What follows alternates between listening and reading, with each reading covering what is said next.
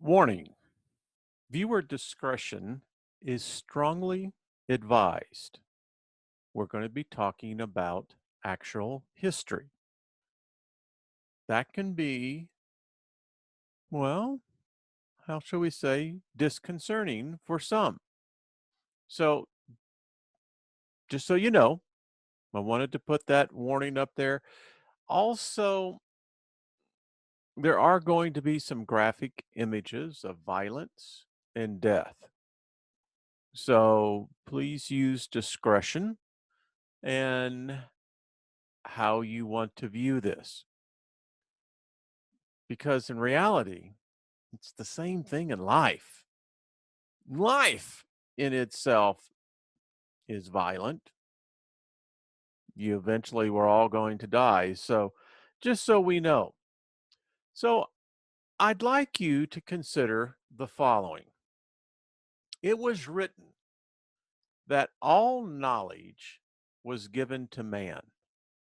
There was a time when mankind ruled as gods, for mankind was a god and ruled the galaxy as gods. Now, this was not this galaxy. This was of a different time, a time of antiquity that goes back beyond the written, painted record. But consider, if you would, that man was actually a god. Our species were, in fact, part of a ruling class. We ruled the galaxy, we populated it, we grew it, and it prospered. But something happened. Mankind lost this position. Now, there have been many, many books written. We're going to be talking about some of the harder questions about our past. Is our past dictating our future? And can it be stopped? Can it be broken? It is hard to say. But what we do know, all of mankind's knowledge was lost as well. We probably cannot fully comprehend how great of a knowledge this was. But we know as well, besides the knowledge, vast understanding was stolen. It was stolen from our species. Another came and usurped the power of man. So what happened? Well, the barbarians, they conquered mankind. Now, barbarian, as the term here refers to a person who is perceived to be uncivilized. Now, if you follow the narrative, mankind found these conquerors to be barbarians. But sadly, it would appear, as the historical record clearly shows, mankind became like them. Mankind could only be positioned in the following. Either we were taught about this way of thinking, as our ancestors once called barbarians. Either we were taught or we had this in us from the beginning. But there's no evidence to suggest that this was in us. Mankind was created as a god.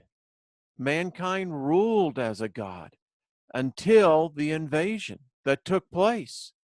And this invasion was exactly that. It was an invasion. mankind was captured. Mankind's domain was taken away. Where once man ruled with justice, fairness, equality, man now was enslaved as an indentured servant, stripped of the memories, stripped of his past, stripped of his inheritance, stripped of who mankind was. And mankind became captured. Man became like the ones. Oh, we were at one time a superior race. We were the admiration of many, many other races. For our reputation spread throughout the known universe. And when the word of our capture and our fall was heralded through the universe, it set in a new history of how we would remember history. So let us see what history records here. Again, this is a warning. The content's going to be disturbing. So when this invasion took place by this opposing force, they began by the first thing was to wipe our memories away. And they did that by several different ways. Our planet was pummeled, was decimated by large objects falling from the heavens. And our ancestors ran. For the bombardment was just more than that which fell from the heavens. It was this that these conquerors made themselves to be gods, and confusion set in.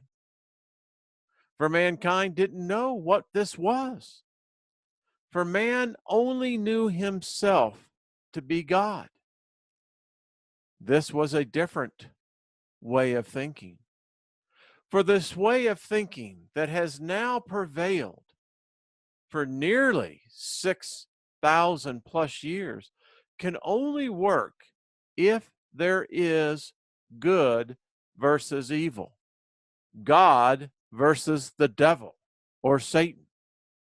It has to have the antithesis of one to the other. Otherwise, it will not work. No religion will. And that was the first of many great deceptions.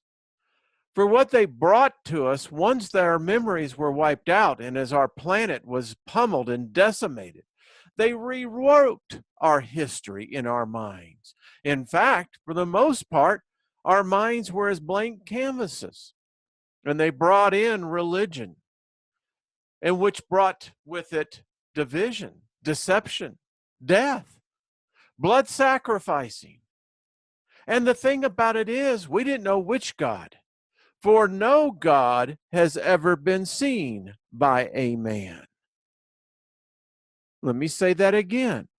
No God has ever been seen by a living human being. There is no record. And it gets more confusing. For you see, we do not have a memory. We use such words as Lord, representing a form of homage, servitude, worship. Little do we know that the very word itself means the worship of the very thing that we would say that we do not worship, the antithesis of that which we worship, calling Lord. Having fun worshiping the devil? And why no mention of God the Mother? Have you become so dulled of mind that you can no longer freely think on your own? How can you have a belief system that is strictly male dominant?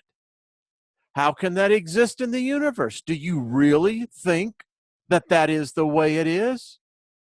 Ah, but again, I've just asked you to consider why no mother? I've never seen any male give birth. I've never seen a male be able to create anything. It all comes from mother. Question for you.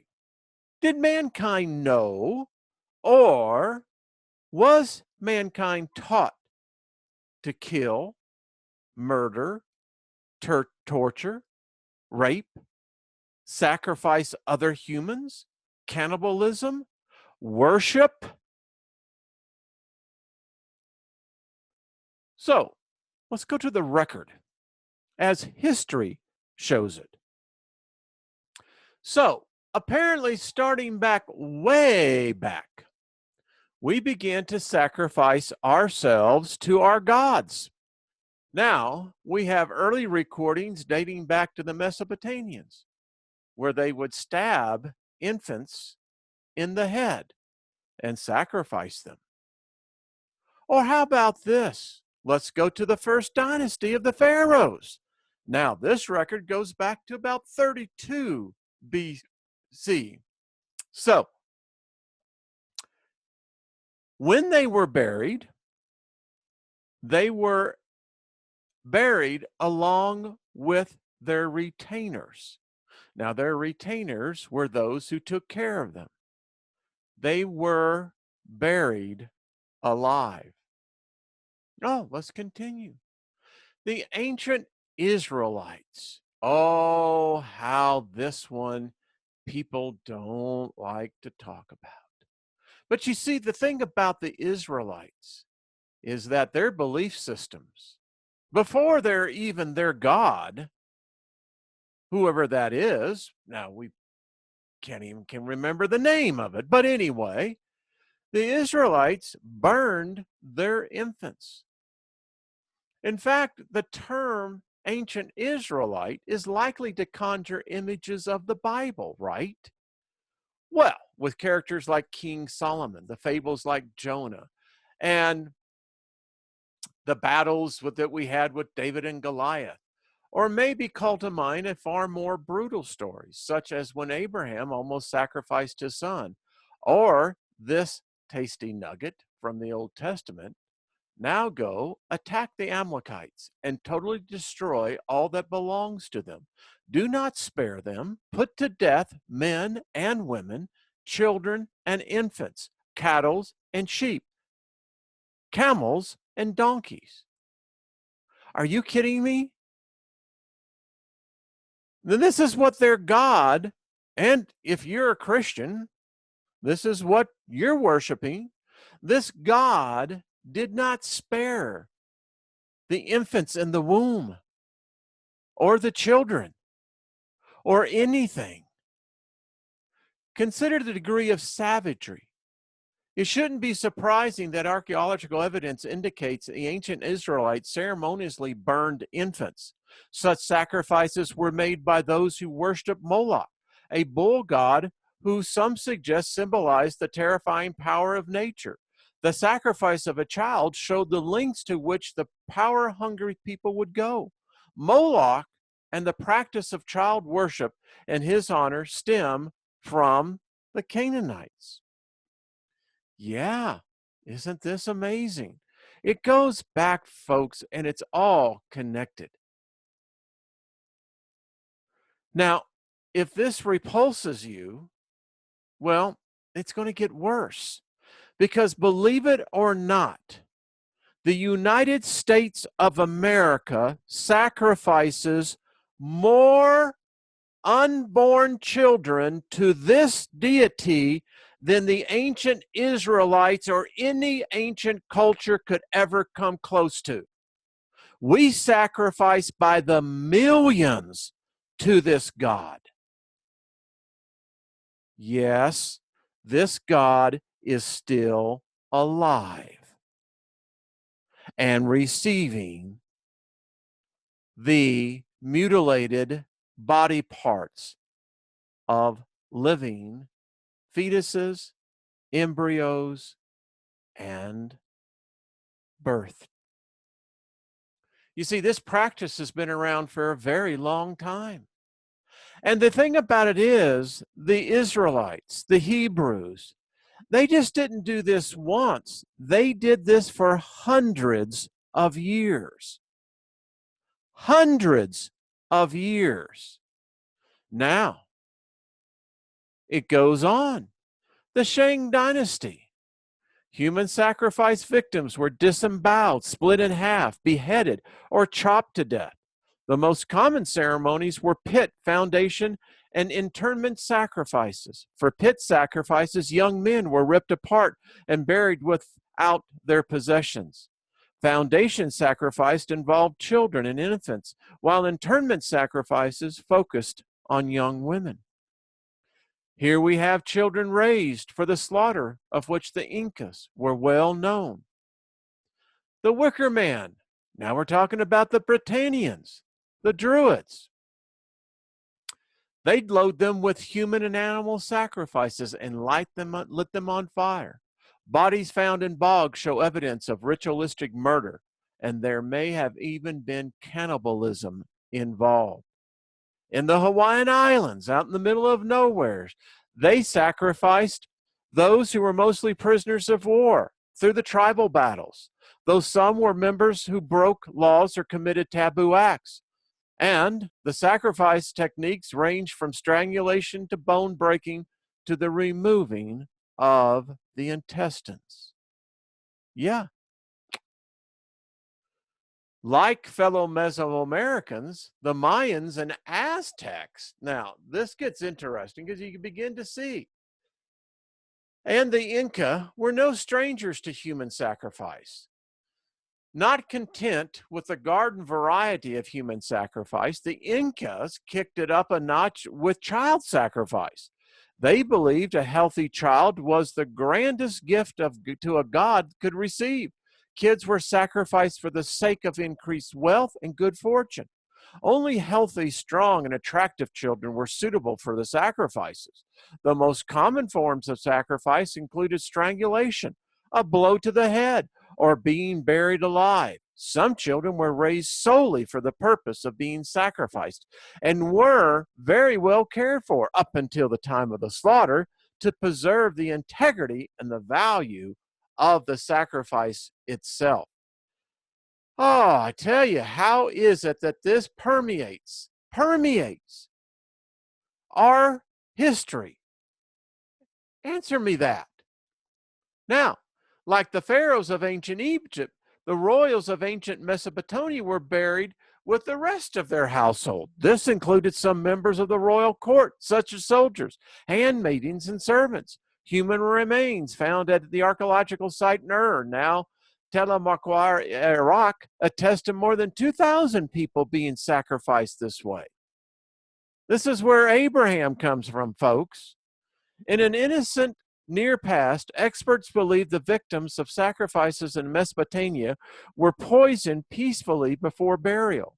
Recent discoveries suggest a more brutal practice. According to skeletal remains, victims were stabbed in the head before burial. Yeah. You know, it never leaves us. Here are the Aztecs. Human sacrifice was widespread in the Aztec culture. The human sacrificial techniques were brutal. Sometimes the victim had their hearts ripped out and offered to the sun god. Other times, stomachs were ripped open after victims were pushed from the top of the temples. Here is recently in the 20th century on a native island. Now, this is done annually. It's an old West African kingdom located in present-day Benin. The ceremony consists of many things, including the sacrifice of slaves and prisoners of war to honor living and dead kings. The preferred method of sacrifice was decapitation. So many sacrificial victims were beheaded that the ceremonial's name translates to the yearly head business. One source stated that nearly 7,000 people were sacrificed under the leadership of one king. The Mayans would toss you into the pit. Yeah, those temples. Now, they were a very religious people. This is what's amazing about this. And they were known for hosting elaborate ceremonies.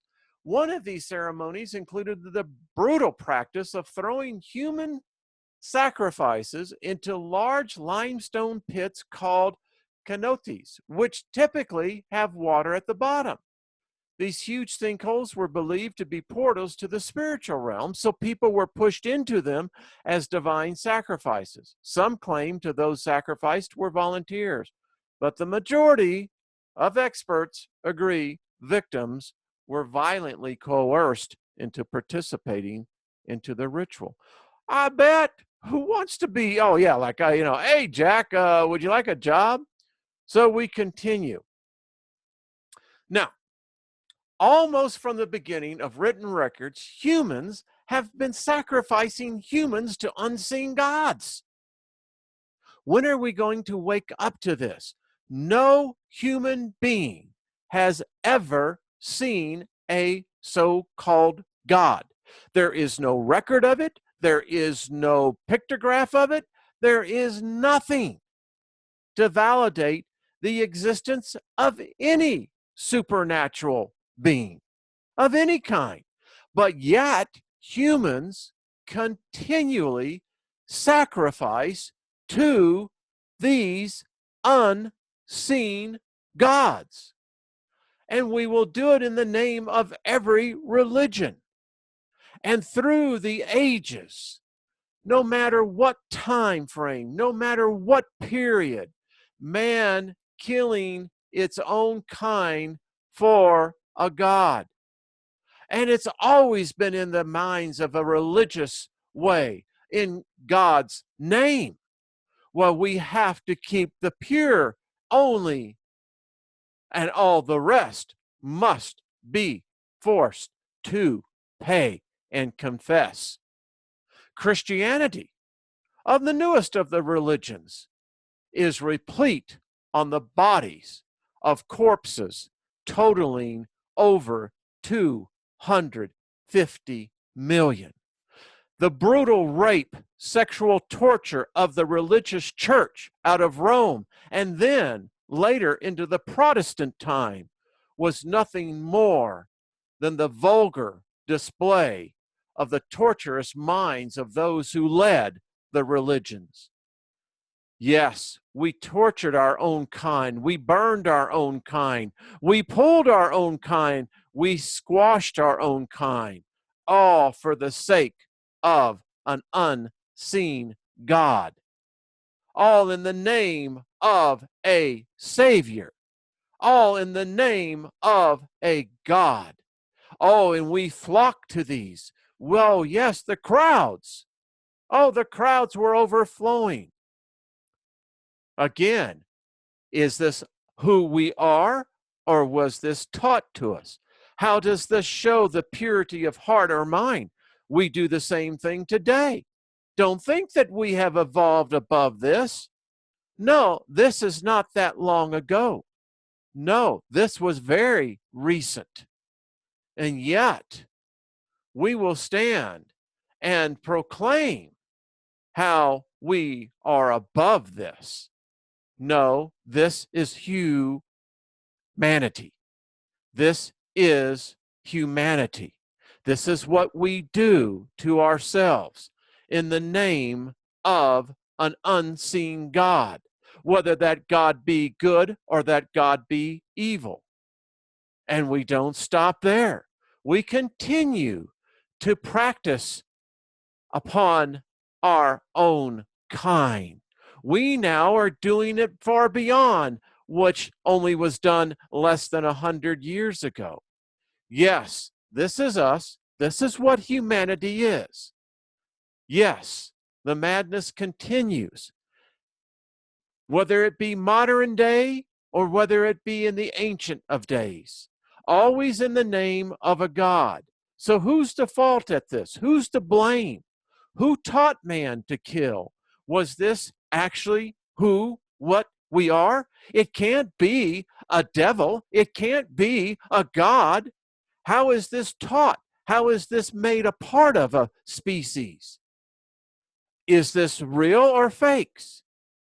Who are these gods? Who is it that the ones who continue to demand the sacrifices? Who are the ones that carry the same names from one millennia to the next? Who is the ones that continue to change their names and morph into yet another new God? And yet, no matter how new the God is, the old God is still ruling the new God of today. Who are these deities? Are these just merely the imagination of humankind? Did mankind do this? Did mankind think this? Is this what we have become? Are these ancient gods the same gods? Is it just a different name of a new God? How is it that we cannot seem to understand even our past? Oh, we can detail the genealogical record of the deities, but none have ever been seen. None have ever been heard. But yet we sacrifice by the millions of our own kind to these gods. Yes, it is the same. You have to have a bad to have the good. Why, if it was not the case, was not good able to conquer before man ever came to existence? No, the old gods are the new gods. It is the same gods, the same sacrificing, the same abomination that we ourselves do to ourselves. And if they did exist, how is it that they would be different? Is it not just technology? Oh, we get into the spiritual side. But the spiritual, no matter how much it is proclaimed on a banner, cannot be ignored with the blood of our own kind. And no matter where it is in the world, no matter what time period of the world, it is still all the same group of beings. Yes, could it be just that simple, that these are all the same beings, never changing? There is a clue here. In Genesis 11, 6, 7, stop and think about this, because here is exactly how the deception, how the attack, the brutal rape, the complete domination of our species when they invaded us. Behold, the people is one, and they all have one language.